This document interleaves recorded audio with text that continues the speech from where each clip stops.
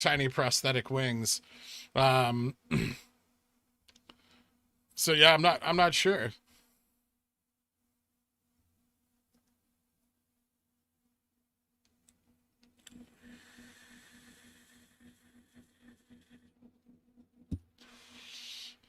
Silver Reserve, I know you're smarter than that. So what was the reason for the February run up? Was it to cover shorting from January? No. February started the same way as every other cycle does, small meow. It started the exact same way, going into earnings. February was actually the first time we saw them roll futures contracts, probably because those contracts were created in January, right? So this was our ETF expiration date right here. This was our roll date right here. And then immediately upon rolling the contracts, they shorted the stock down. In this window here, we had a 3.5 million share offering. And then we went into the next roll here. But this worked exactly the same way as all the other cycles have worked. It was not special in any way. There was more interest and more volume, more FOMO, but that was it. If we'd known what we know now, we'd know exactly the day that the price would have dropped on, right?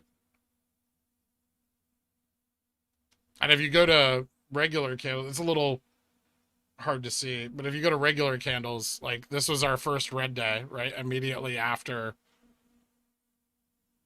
the roll date.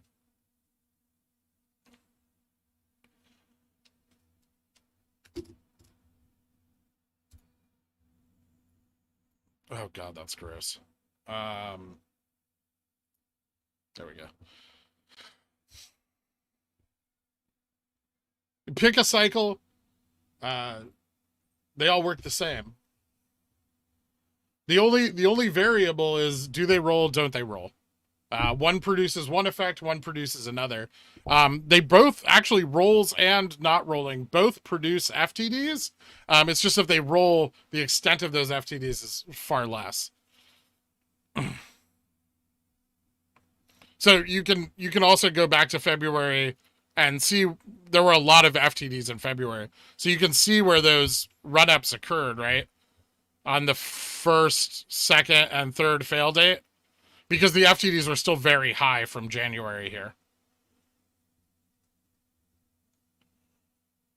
So even the rolling of those contracts produces FTDs.